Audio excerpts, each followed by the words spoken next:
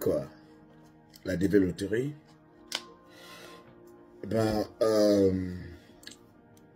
lorsque les résultats sortent, tout le monde peut déjà être au courant s'il a gagné ou pas. C'est-à-dire les résultats vont venir une fois. Il n'y a pas, il n'y a pas de, il n'y a pas de résultat en vague. Aucun résultat ne viendra par ordre alphabétique pour dire que ce sont les A qui vont d'abord sortir, les B après. Pourquoi je le dis? C'est tout simplement parce que une fois que les résultats sortent, parfois le site est inaccessible. Beaucoup de personnes n'arrivent pas à avoir accès à ce site parce qu'il est saturé. Imaginez le monde entier, chacun cherche à visiter le même site. Donc parfois ça ne passe pas. Il faut accorder, disons, 3 ou 4 heures. Si vous voyez que vous n'arrivez pas à avoir accès au site, revenez un peu plus tard, quand le site sera un peu plus ouvert. Ou par contre, où vous faites par exemple, si vous avez vérifié en matinée, vous laissez toute la matinée et vous revenez en soirée, parce que lorsque vous vérifiez en soirée, il y a une partie du monde qui est en train de dormir, donc les gens ne seront pas en train de vérifier. Le site serait déjà ouvert. Et lorsque vous vérifiez, si vous mettez vos coordonnées et que vous trouvez que vous n'êtes pas, vous n'avez pas été retenu, ne pensez pas que les résultats vont changer après. Non, ils vont rester comme ça. Si vous ne voyez pas que, vous ne voyez pas l'expression "You have been selected". Et ce qui est avec la développerie, c'est que être sélectionné ne veut pas dire que vous aurez le visa. C'est ce que tout le monde est censé comprendre. Être sélectionné ne veut pas dire que tu as forcément gagné le visa. Parce qu'il y a encore d'autres conditions pour aller réussir son interview. Il faut bien suivre un coaching. Il faut bien que cela soit accompagné des bons documents.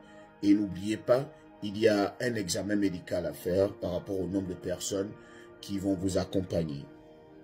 Et avoir le visa également ne veut pas dire que vous aurez accès aux États-Unis. Parce qu'à l'aéroport, on va aussi vous poser certaines questions.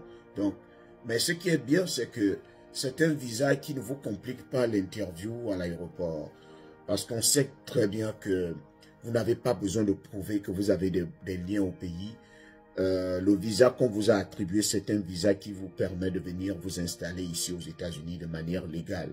Donc, c'est déjà cet avantage-là. Il y a très peu de personnes qui ont été refoulées. Donc, pour ça, il n'y a pas trop de soucis. Et avoir le visa développerie ne vous garantit pas la maison aux États-Unis. Ne vous garantit pas un job aux États-Unis. Ne vous garantit pas une voiture. La seule chose, comme je le disais dans d'autres vidéos, la seule chose que l'État américain fait, c'est de se rassurer que vous avez votre visa et que votre visa sera respecté. C'est-à-dire, on vous donne un visa de 6 mois et lorsque vous arrivez ici, on vous donne votre carte verte le plus vite possible pour que vous commenciez à vous occuper de vous-même.